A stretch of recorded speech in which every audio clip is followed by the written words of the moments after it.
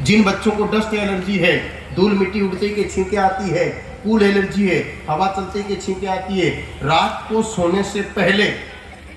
और सुबह नहाने के बाद दोनों टाइम एक एक बूंद गाय माता का घी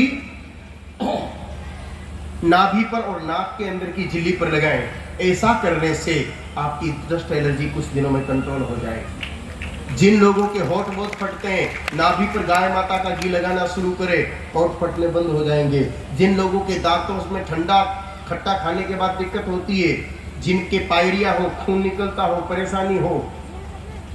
जाड़ी बेर, चण बेर के पौधे की जड़ के छिलके को कूट के गोमूत्र में उबाल करके उस गोमूत्र से कुछ दिन कुल्ला करिए, आपके दांतों की प्रॉब्लम सॉल्व होगी। जिन लोगों को गले में दिक्कत है, बोलने के बाद आवाज खराब हो जाती है, मुलेठी के छोटे छोटे टुकड़े करके, जस्ट मध के छोटे छोटे टुकड़े करके गाय माता के गोमूत्र में डाल के रखिए, 3 दिन बाद निकाल करके उनको चूसना शुरू करिए, आपकी ये तकलीफ भी मिल जाएगी। जिन लोगों को अस्थमा है, श्वास की प्रॉब्लम है, भोई रिंगनी भारत में बहुत होती है, जिसको मारवाड़ी में कहते हैं पसर कटाली, गुजराती में कहते हैं भोई रिंगनी, हिंदी में कहते हैं कंठकारी। इस पौधे के पंचांग, जड़, पत्ते, फूल, कांटे सबको अच्छी तरह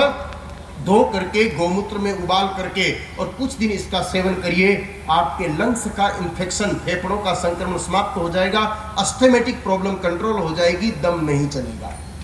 जिन लोगों के हार्ट में प्रॉब्लम है, डॉक्टर साहब बाईपास सर्जरी के लिए कह रहे हैं,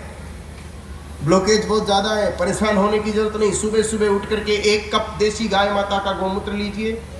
दिन में पानी के अंदर पीपल के पत्ते उबाल करके पीजिए और रात्रि को गाय माता के दूध में अर्जुन छाल का चूर्ण डाल करके लीजिए। कुछ दिन तक लगातार ये प्रयोग करिए, हार्ट के ब्लॉकेज खत्म। जिन लोगों की किडनी में संक्रमण है,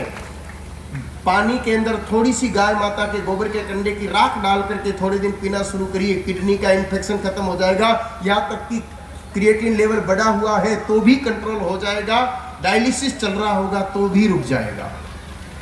अगर किसी को गुर्दे में पथरी है तो पत्थर चट्टे के 5 पत्तों को अच्छी तरह चबा करके खा करके आधा कप गोमूत्र पीना शुरू करिए, किडनी का स्टोन खत्म होगा। जिनके पित्त की थैली में पथरी है, गुड़हल के फूल को सुखा करके उसका चूर्ण बना करके गोमूत्र के साथ कुछ दिन तक लगातार लेने से पित्ताशय की पथरी यानी कि गाल ब्लैडर का स्टोन समाप्त होता है।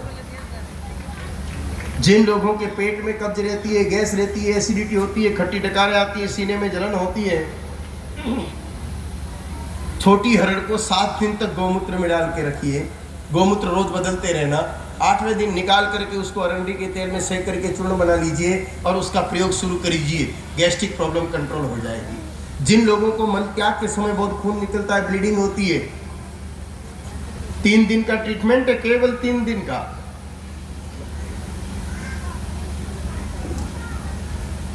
नारियल के छिलके को जला करके उसकी राख बना करके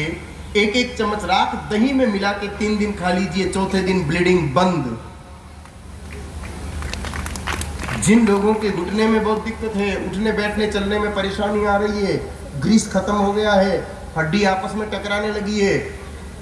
हल्दी, मेथी, सूंठ और देसी बाड़िया की पापड़ी,